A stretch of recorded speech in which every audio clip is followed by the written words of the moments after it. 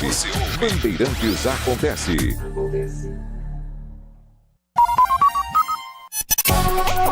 Saber, entender, compreender, conhecer, descobrir, ouvir. Bandeirantes Acontece.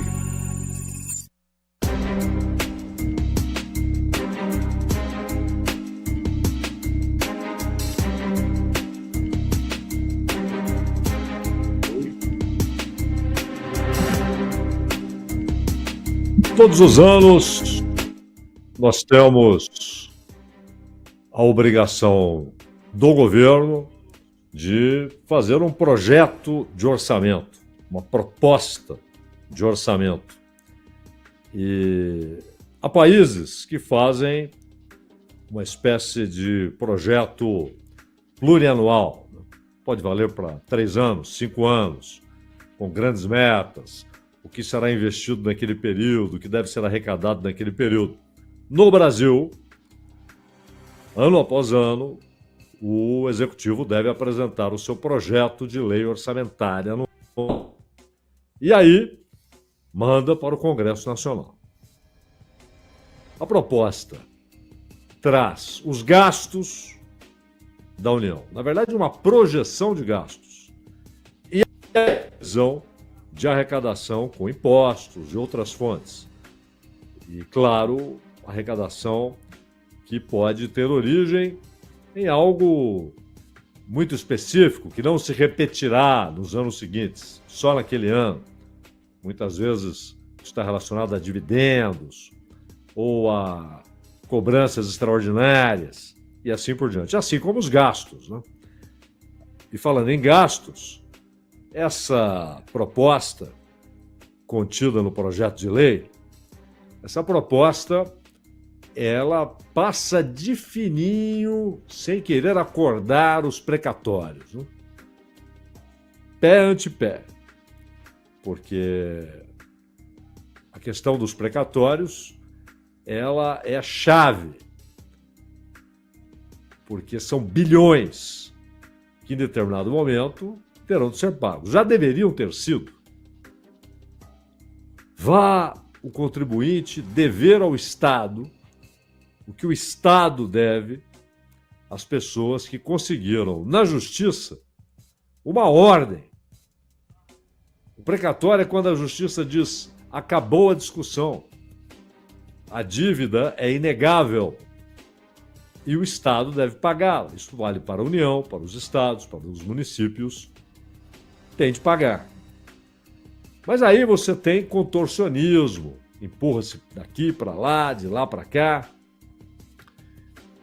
estabelece-se critérios, né, critérios são estabelecidos, estabelecem-se critérios para o pagamento e ordena-se uma fila.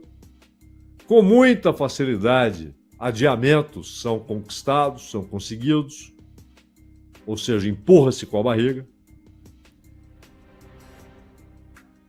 Essa história de proposta de orçamento, ela é quase sempre uma peça de ficção. Quase sempre os gastos que acontecerão de fato no ano seguinte, eles são ali, a priori, subestimados. E as receitas do ano seguinte são superestimadas. Mas depois vem a realidade. Mas antes de a realidade se impor, o Congresso se impõe. E muda. Muda consideravelmente aquilo que está na proposta. Então o que nós temos aqui é algo que não será realizado. Por que então devemos prestar atenção? Bom, vale notar que esse projeto tem uma previsão de superávit. Atenção, sempre falamos superávit primário. Não há nenhuma chance de superávit nominal, porque aí temos de considerar o serviço da dívida, juros. Mas o superávit primário de 34 bilhões e 500 milhões de reais. Lembrando que a meta fiscal é 34 bilhões e 300 milhões. Então seriam 200 milhões a mais. Mas, na prática, há uma tolerância que permite um resultado com déficit zero. Tudo ficção. Tudo ficção. Começando pela história do déficit primário. Algo que o Brasil importou. Os Estados Unidos usam muito essa diferenciação. Mas no Brasil, desapareceu a consideração do déficit nominal. E só se fala no primário, no superávit almejado, no déficit registrado. E por que isso? Porque ignora-se o essencial, que é o nominal. Porque ninguém quer tocar no assunto dívida pública. O ministro da Fazenda, Fernando Haddad, a ministra do Planejamento, a Simone Tebet, o Lula, antes o Bolsonaro, o Paulo Guedes, ninguém toca. Ninguém fala a respeito. Porque vem realmente como algo intocável. Está livre do teto, não está sujeita ao teto, à dívida pública e o seu serviço, pagamento de juros, absolutamente à margem do teto de gastos e permitindo toda uma argumentação canalha, apontando a Previdência como vilã, apontando o BPC como vilão, apontando o Bolsa Família como vilão. E como se de fato todo o aperto fosse desencadeado pelos programas sociais e pela Previdência Social. Como se Previdência fosse o seguinte: ó, pega dinheiro aí no cofre e manda para os aposentados. Não. Durante 30, 35, 40, 45 anos, aquelas pessoas é que tiraram dinheiro do bolso e entregaram à Previdência. É um contrato para que depois, no período pós-atividade econômica, ou seja, chegando à aposentadoria, houvesse o retorno parcial daquele dinheiro. E eles vão aumentando a idade de acesso a esse retorno previsto em contrato, vão aumentando a idade mínima, porque querem que a pessoa receba o menos possível. Se ela se aposenta aos 65 e não aos 60, aos 70 e não aos 65, ela vai usufruir menos da aposentadoria. Porque ela está mais perto da morte. E lembrando também que quando se fala em expectativa de vida, primeiro que são dois cálculos. Um é aquele que, olha, na média os brasileiros estão vivendo até tantos anos. O outro é o fato de a criança superar uma espécie de idade crítica. Portanto, superar o risco da morte ainda na infância, que é aquilo que a contabilidade burocrática chama de mortandade infantil, mortalidade infantil, medindo a cada 100 mil crianças. Só que não há um nível homogêneo. A expectativa de vida no interior da Paraíba é diferente da expectativa de vida na Serra Gaúcha. A expectativa de vida nos Jardins, em São Paulo, é diferente da expectativa de vida em grande parte da periferia de São Paulo. A expectativa de vida no Leblon, em Ipanema, é diferente da expectativa de vida no Morro, do Rio de Janeiro. A expectativa de vida no interior da Amazônia brasileira, é muito diferente da expectativa de vida de Belo Horizonte. Então, há uma padronização, uma homogeneização inventada e usada como argumento para a elevação das exigências para a aposentadoria. A ideia é simples. O que move isso, e muitas vezes vários dos agentes não sabem por que estão falando aquilo. Repetem, como se aquilo estivesse incutido de tal maneira no raciocínio daquela pessoa, que é a chamada educação ideológica. Você vai construindo uma maneira de pensar, você vai construindo um discurso, uma sequência de argumentos, um modo de ver, e a pessoa acredita que ela chegou àquela conclusão e que aqueles argumentos são genuínos e são dela. Mas, na verdade, ela apenas reproduz os argumentos apresentados pelos que querem privatizar a Previdência. O orçamento é muito interessante porque nós temos na sociedade, em qualquer sociedade capitalista, a disputa pelo orçamento, a disputa pelos recursos públicos. Como há disputa pelo excedente, e nisso o capitalismo é muito peculiar, né? Peculiaríssimo. Sempre houve excedente na produção.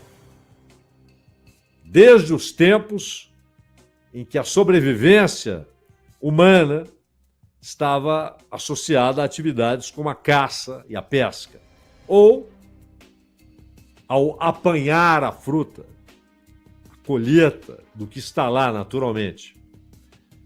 Havia excedente.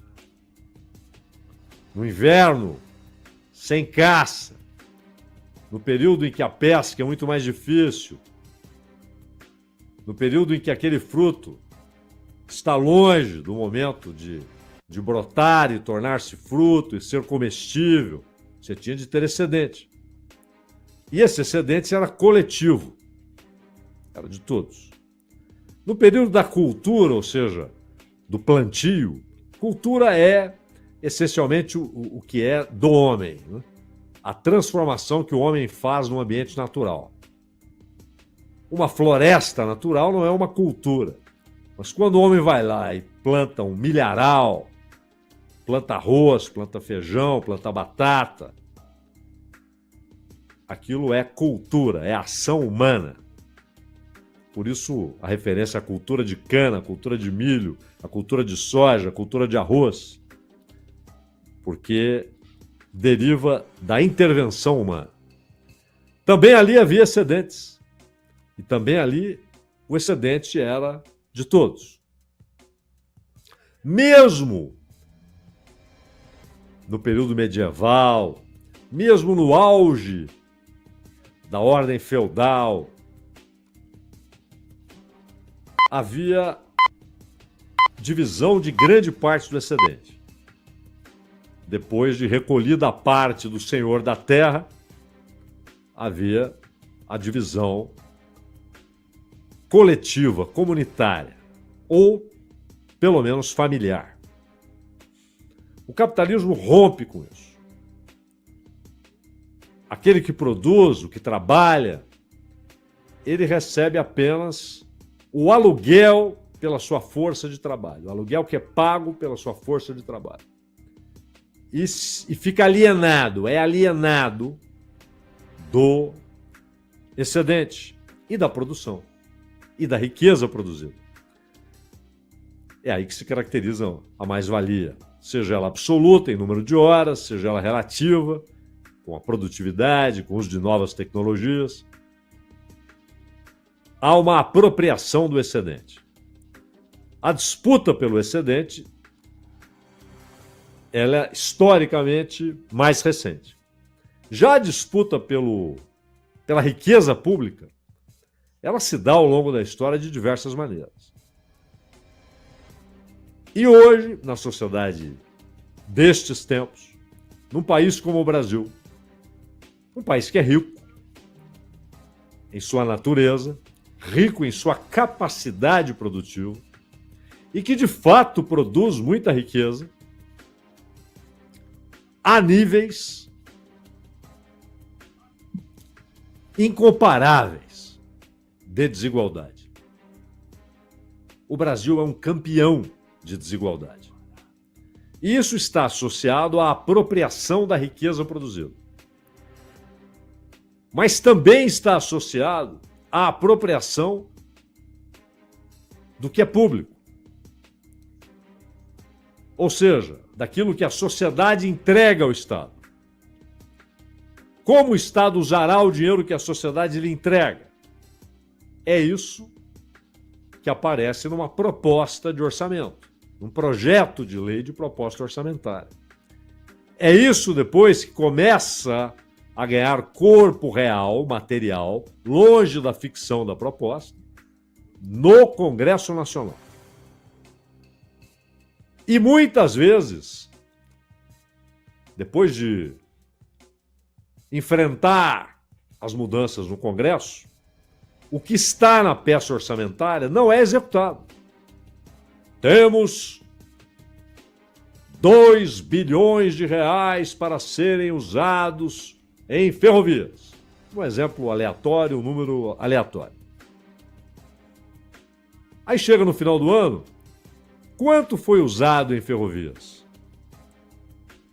200 mil. 200 milhões.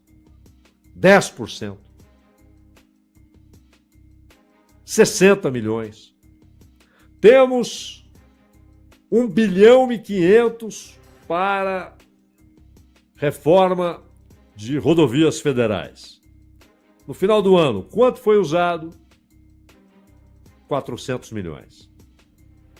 De 1 bilhão e 300 que foram anunciados. Estão lá no orçamento. E não é que no ano seguinte aquilo vai se acumular. Bom, agora, o que sobrou do ano passado, que não foi usado, será acrescentado ao que for projetado para o novo ano. Não. Volta ou não saiu dos cofres públicos, mas não fica lá. Essa ginástica de anunciar e não realizar tem a ver com a dívida pública.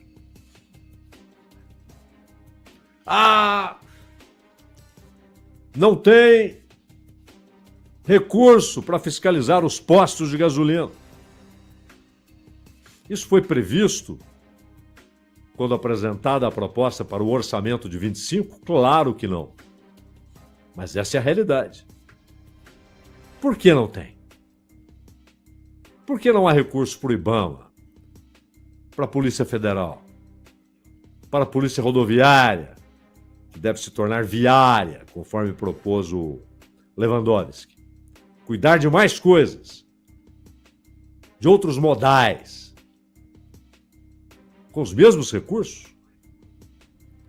Por que isso? Dívida pública, serviço da dívida, pagamento de juros. O Bolsa Família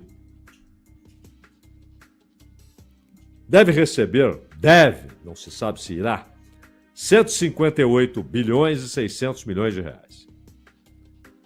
Isso significa o quê? Ausência de correção. Ausência de correção. Não haverá reajuste no Bolsa Família. E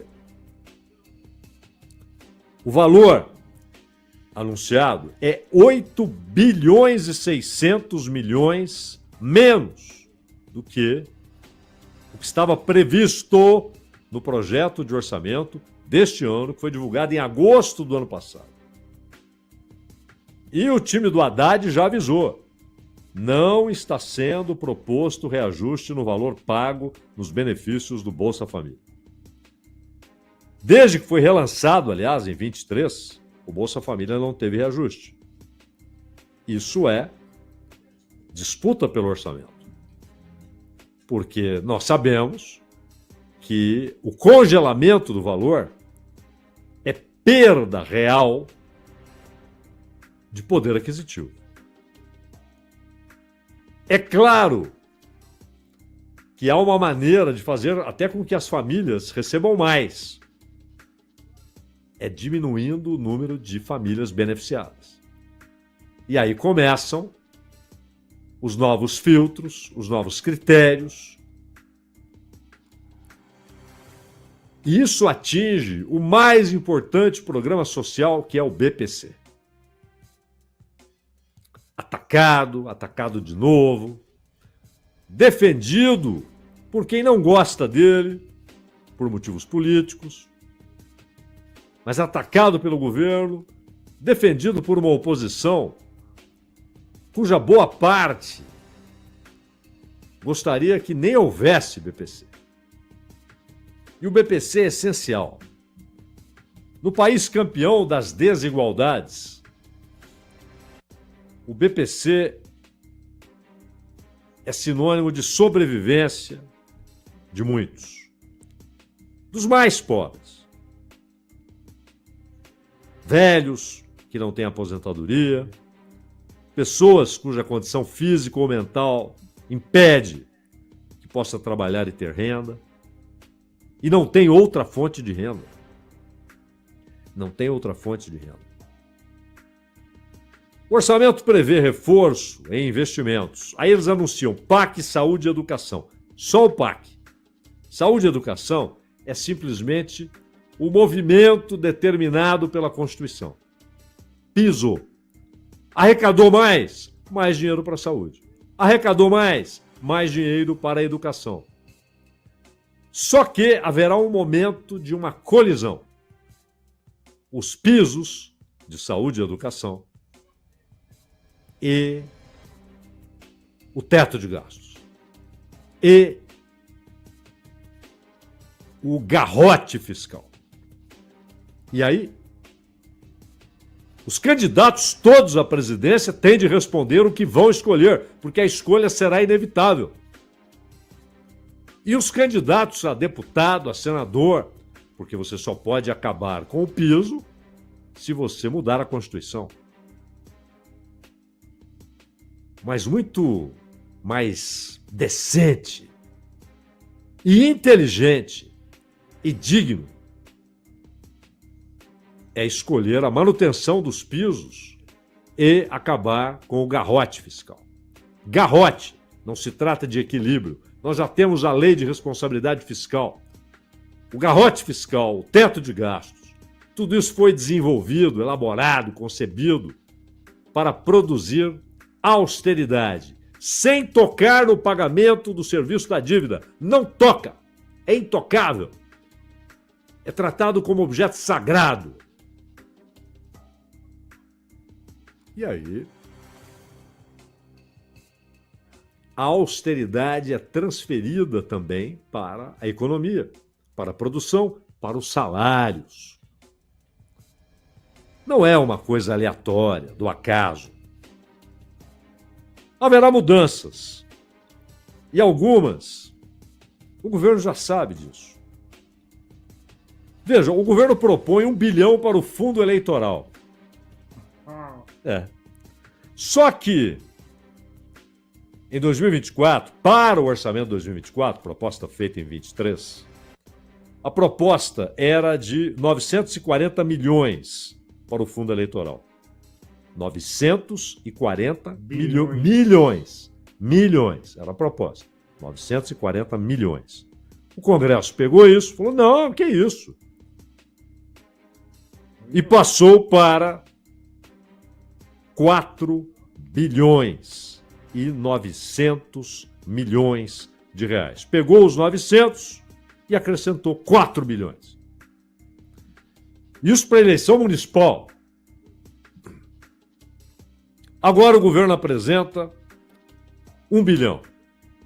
Alguma chance de o Congresso aprovar 1 bilhão? Alguma chance? Claro que não. E aí, mas entra lá na contabilidade, né?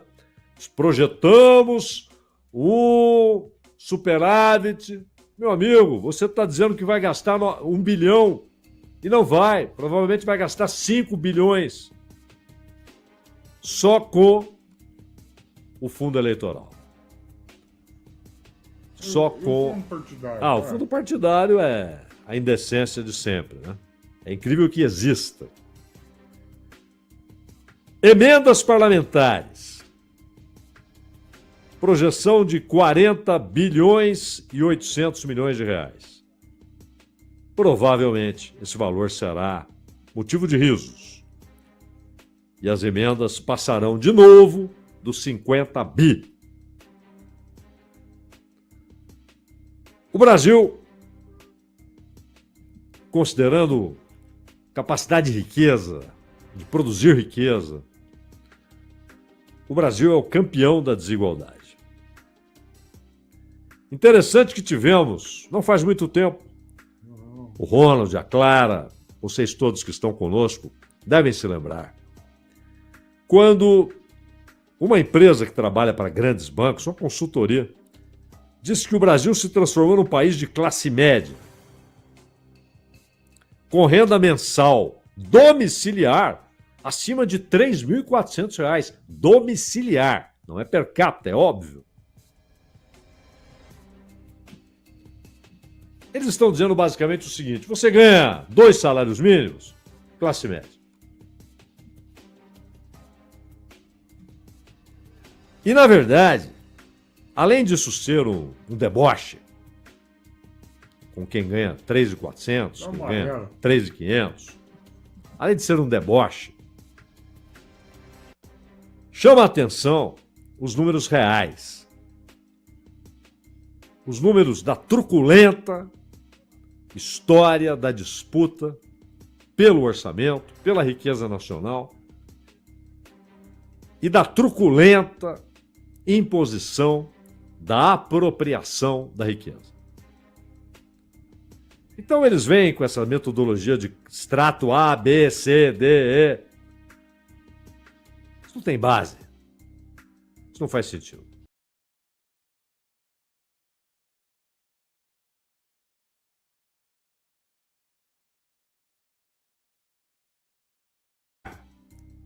Que um casal que ganha, cada um deles, 1.700, para que cheguemos aos 3.400, a mulher ganha 1.700, e afirmar que alguém que ganha $500 é classe média, afirmar que o homem ganha 1.700, e eles moram num lugar sem esgoto, sem água tratada, moram numa favela. Aí vem a consultoria e diz: classe média. E vem a oposição e diz: tá vendo? Não precisa de programa social. Somos um país de classe média. E vem os governistas e dizem: olha que maravilha, nosso governo, somos um país de classe média. O Brasil tem milhões lançados na miséria. O Brasil tem um número ainda maior dos que vivem na pobreza, na luta cotidiana pela sobrevivência. Só. E os caras vêm falar em país de classe média. A ficção orçamentária vai durar até que o Congresso a receba. E aquilo que passar pelo Congresso será, em parte, realizado de fato. Mas o certo é que, mais uma vez, 1% da população ficará com a maior parte da riqueza produzida e do orçamento. E os outros 9%, chegando a 10%, os 9 pontos que nos levam a 10%, participando de outra parte considerável da riqueza produzida. Inclusive da riqueza pública, do orçamento, meu caro Ronald Gimenez.